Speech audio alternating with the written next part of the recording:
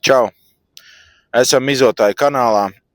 Par vakardienu varam pateikt to, ka mēs neko negribam pateikt, kas notika vakar.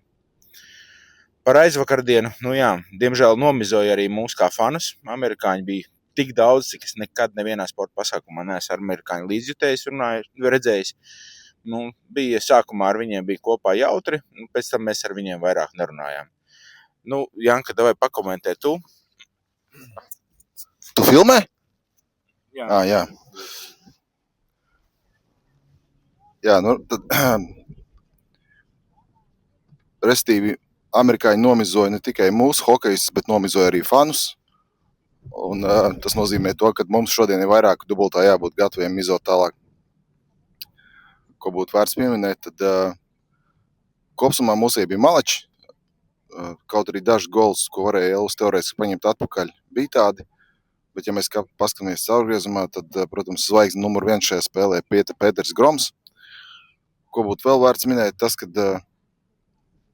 vakar bija interesants spēles starp Kanādu un Šveici, kur kanādieši kārtīgi nomizoja sveičiešus 5-1, līdzīgi kā latvieši nomizoja amerikāņi. Un viens no uzbrukuma līderiem, Kevins Fiala, savainojās 2,5 minūtes pirms spēles beigām. Izskatās, ka viņam olimpiāda ir beigusies, bet tad jau redzēs, kas tur notiks tālāk. Citādāk, tagad mēs esam tranzītā uz Vācijas spēli. Esam ļoti gatavojušies visu rītu, lai būtu gatavi šim te mizošanas pasākumam. Un es teikšu, ka buras ir pilnas, tā kā malcam.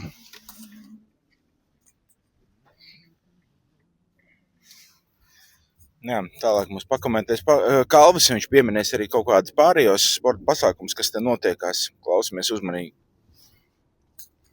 Jā, pēc hoķa spēles mums bija nepieciešama viegla pauzīt. Jāsagrupējās.